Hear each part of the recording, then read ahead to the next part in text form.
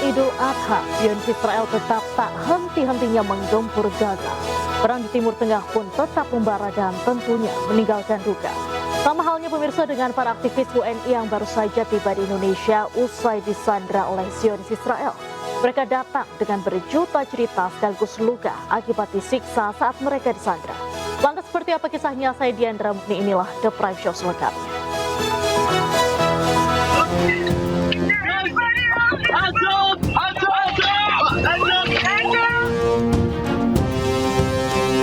תסתכלי, תראי איך הם נראים עכשיו, לא גיבורים ולא כלום, תומכי טרור, תן לנו אותם בבתי הכלא של המחבלים, ככה זה צריך להיראות.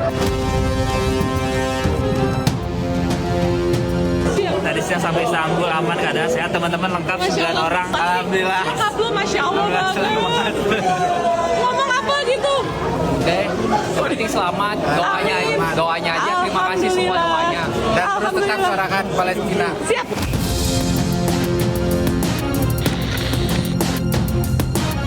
Indonesia kembali mengecam perlakuan yang diberikan kepada saudara-saudara kita, jelas merupakan suatu pelanggaran hukum internasional.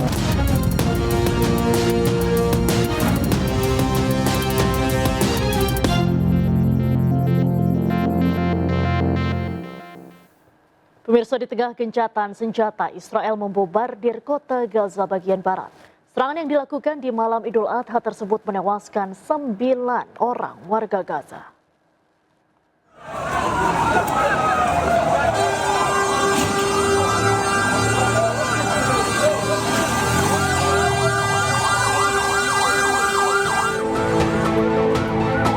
Warga Gaza berlarian dan mencoba menyelamatkan diri setelah sejumlah ledakan menghantam apartemen dan perumahan di Al-Rimal bagian barat kota Gaza.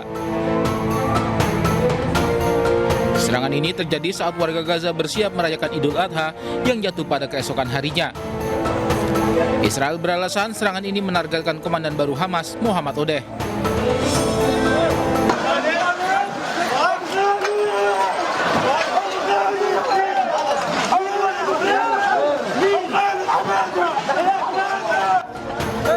Israel juga menyerang rumah hingga toko-toko di kawasan Al-Rimal. Banyak warga yang sedang berbelanja baju baru, makanan hingga persiapan kurban untuk Idul Adha kaget atas serangan ini. Kepanikan massal pun terjadi di Gaza bagian barat. Serangan ini menghancurkan area komersial padat di kota Al-Rimal. Berdasarkan data dari Gaza Civil Defense, serangan Israel menewaskan setidaknya 9 warga. Sementara korban luka mencapai lebih dari 20 orang. Pasukan Amerika Serikat menyerang kapal Iran dan beberapa lokasi peluncuran rudal di Iran. Pasca serangan Amerika Serikat ke Iran, sistem pertahanan udara Iran di wilayah Provinsi Qom sedang dalam status siaga tinggi.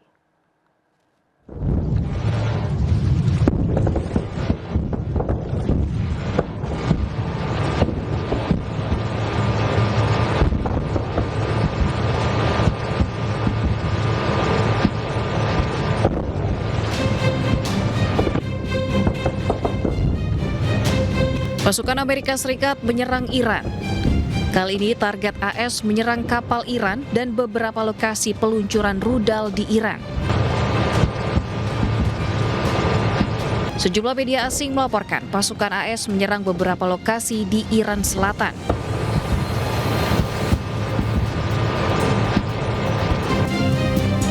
Juru bicara militer AS mengklaim serangan ini sebagai pembelaan diri.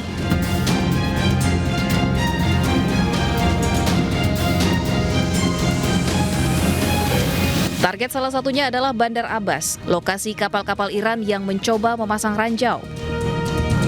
Bandar Abbas berada di Iran Selatan, dekat dengan Selat Hormuz.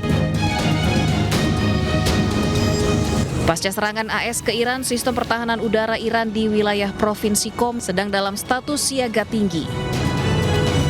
Pengerahan sistem pertahanan udara jarak jauh untuk melindungi fasilitas nuklir strategis Fordow di daerah tersebut diaktifkan.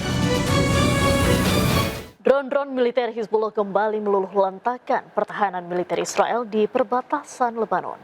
Setelah menargetkan tank dan peralatan militer, kini drone-drone Hizbullah juga menargetkan rumah warga Israel. Laporan terbaru menyebut Kolonel Meir Biderman, Komandan Brigade Lapis Baja ke-401 Israel, mengalami luka serius akibat serangan drone Hizbullah yang menghantam bangunan tempat Kolonel Meir Biderman dan pasukan Israel berada.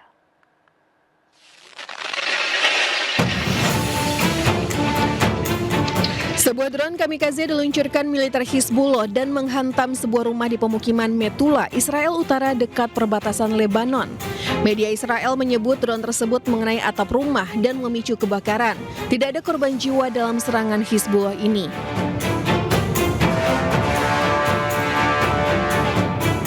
Sementara itu, militer Hizbullah juga merilis sebuah video yang memperlihatkan pasukan mereka menargetkan sebuah tank Merkava Israel di kota Taibeh, Lebanon Selatan. Rekaman tersebut memperlihatkan drone sebelumnya memverifikasi dengan mencocokkan tata letak bangunan menggunakan citra satelit hingga akhirnya berhasil menghantam tank Israel. Rilisan rekaman terbaru, drone Hizbullah berhasil menghantam markas komando baru Brigade Lapis Baja KE-401 milik militer Israel di Lebanon Selatan.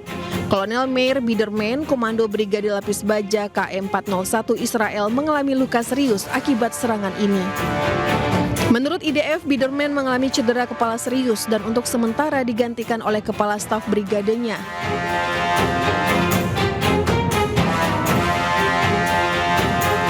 Serangan ini menjadi salah satu yang paling signifikan dalam eskalasi serangan drone Hizbullah belakangan ini. Keberhasilan drone-drone Hizbullah yang menghancurkan titik-titik militer Israel juga terjadi di wilayah Al-Bayada, Lebanon Selatan.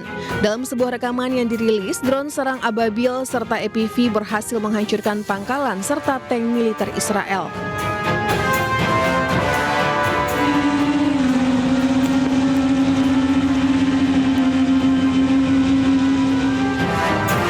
Israel mengakui adanya serangan drone Hizbullah terhadap pangkalan militernya di Al-Bayada. Israel mengklaim dari serangan-serangan tersebut sebagian drone berhasil dicegat.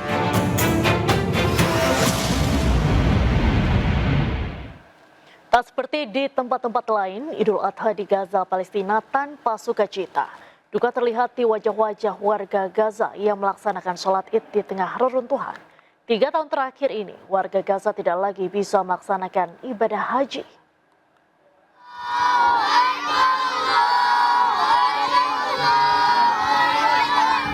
Sambil mengumandangkan takbir, ratusan warga Gaza berkumpul melaksanakan sholat Idul Adha.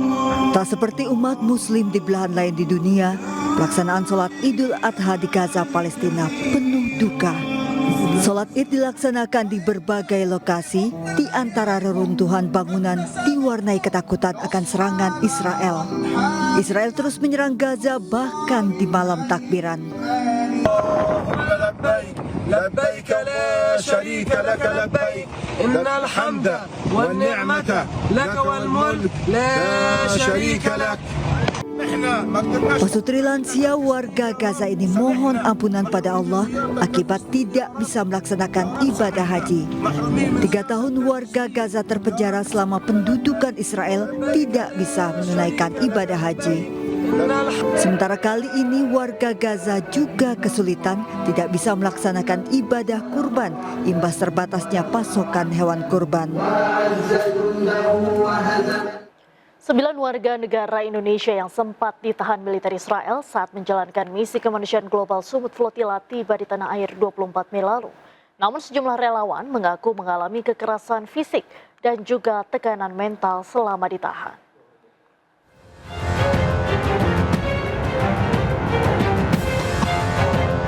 Suasana haru menyelimuti terminal kedatangan Bandara Soekarno-Hatta, Tangerang, Banten. Tangis dan pelukan pecah saat 9 warga negara Indonesia yang sempat ditahan militer Israel akhirnya kembali ke tanah air. Mereka merupakan relawan dan jurnalis yang tergabung dalam misi kemanusiaan global Sumut Flotilla menuju Gaza, Palestina. Namun dalam perjalanan mereka diadang dan ditahan oleh militer Israel. Sejumlah relawan mengaku mengalami kekerasan fisik dan tekanan mental selama menjalani penahanan. Setelah dibebaskan, para WNI sempat menjalani proses pemeriksaan di Istanbul, Turki sebelum dipulangkan ke Indonesia. Berkat tentu saja dari izin Tuhan Yang Maha Kuasa, kemudian upaya kita untuk berkoordinasi, kemudian upaya-upaya negosiasi untuk bisa mengembalikan saudara-saudara kita dan peserta GSF 2.0 yang lain. Alhamdulillah pada sore hari ini ke-9 saudara-saudara kita tersebut tiba dengan selamat di tanah air. WNI yang diculik Israel dari kapal Japiro, yakni Herman Budianto Sudarsono dan Ronggo Wirasanu. Sementara Andi Angga Prasadewa dari kapal Joseph. Sementara itu dari kapal KSR-1, yakni Asad Aras dan Hendro Prasetyo. Sementara Bambang Naroyono dari kapal Boralis. Dari kapal Osgurluk yakni Todi Badai Rifan Bilah, Andre Prasetyo Nugroho, dan Rahendro Heru Bowo.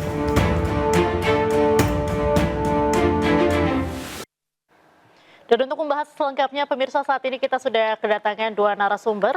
Di sebelah kanan saya sudah ada relawan yang merupakan salah satu korban penculikan Israel, di mana Mas Herman Budianto sudah hadir bersama kami hari ini. Dan juga di sebelah kiri saya sudah ada Pak Hikmahanto Juwana, Prof, Guru Besar Hubungan Internasional. Saya langsung ke Mas Herman terlebih dahulu. Mas Herman, boleh sedikit diceritakan dari awal sejak kapal Anda dicegat atau diintercept oleh Israel di perairan internasional, apa sebetulnya yang pertama kali terjadi nih? Ya, baik. Jadi kondisi awal ketika kita sedang biasa proses berlayar, sekitar jam 9 pagi itu terlihat ada kapal agak jauh ya, terlihat kapalnya besar, ada 2 kapal di sisi kanan dan sisi kiri. Ternyata semakin mendekat, kemudian kita lihat ternyata itu adalah kapal militernya penjajah Israel. Dan mereka langsung menurunkan skoci, langsung mengejar kami. Berusaha kita untuk menghindar. Ya, tapi kita tidak berhasil karena memang kecepatannya lain ya, karena kapal kita kan bukan kapal dengan mesin yang dengan kecepatan tinggi. Nah, dari situ maka kami sudah bersiap untuk diintercept, diculik oleh mereka dengan mereka memepet dari sisi kanan dan di sisi kiri kami. Mereka loncat memberikan tembakan peringatan dan seterusnya kepada kami, dan akhirnya kami ditangkap, diculik, diikat tangan kami di belakang, kemudian kami disuruh posisi duduk, lutut di bawah dan kepala menunduk. Dari situlah mulai adanya kekerasan fisik. Jadi dipukul, ditendang, didorong, dicaci maki, ya, dihinakan dan seterusnya. Itu baru awal gitu. Itu sebelum diintercept sendiri itu ada peringatan kah atau bagaimana? Tidak ada. Tiba-tiba saja. Tiba-tiba saja. Justru kan mereka kalau peringatan kami pasti akan berusaha untuk mencari cara lain ya, melakukan beberapa usaha untuk menghindar. Yang awalnya kami juga sudah menghindar, mengarah awalnya ke Gaza Utara, kita sudah belok ke Gaza Selatan sebenarnya untuk menghindari sergapan dari penjajah Israel tadi. Oke. Tapi sebelumnya dari aktivis sendiri ini sudah di training ya? Betul, betul. Kalau misalnya ada intercept, Ya. SOP-nya seperti apa gitu? Betul, jadi memang ada 4 hari kita disiapkan untuk training itu tadi, bahkan ada ujiannya, ada ini juga prakteknya ya, bahwa ketika nanti di-intercept dan seterusnya apa yang harus dilakukan. Salah satunya adalah tidak boleh melakukan perlawanan-perlawanan, tidak boleh melompat, ya, tidak boleh melakukan provokasi, ya. Jadi kami harus dalam posisi tetap tenang, ya, flat saja. Jadi tidak boleh marah, tidak boleh melotot, tapi tidak boleh takut. Jadi yang dilatih kepada kami adalah harus flat, menganggap mereka seperti tidak ada, seperti lalat yang tidak bermanfaat misalnya seperti itu. Jadi diam aja, Ya, diam. harus tetap tenang begitu. Tetap tenang, SOP-nya. ya, posisi begini, ya, ambil napas, sambil zikir dan seterusnya. Ya. Oke. Untuk proses penculikan sendiri dari kapal itu setelah itu dibawa kemana? Ya, jadi kapal tadi kita dipindahkan ke kapal militer. Ya, kapal militer yang besar, kemudian kita di semuanya pakaian dan segala macam diperiksa, dilepasin dan seterusnya. Ya, kemudian kita dimasukkan ke kontainer. Ya, di sana itu ada kontainer-kontainer. Ada kita satu kontainer itu isi sekitar 30-an ya. Jadi penuh sesak. Dengan sebelumnya kita sudah dalam kondisi diikat, posisi bersujud lutut di bawah. Nah, ada beberapa yang sudah mendapatkan kekerasan ditembak dengan peluru karet dalam jarak yang dekat, ya. Kemudian disetrum, dipukul dalam waktu itu. Kita basah, kemudian kita ya disuruh tinggal di situ, tidur di situ dalam kondisi kontainernya basah, di lantai yang basah kita tidur di tempat seperti itu. Itu masih panjang nanti ya prosesnya. Baik, saya ingin tahu nanti bentuk perlakuan seperti apa yang Anda dapatkan dari pasukan Israel saat Anda berada di kapal militer itu, tapi kita tahan sebentar lagi. Pemirsa, The Prime Show masih akan kembali usai jeda, tetaplah bersama kami.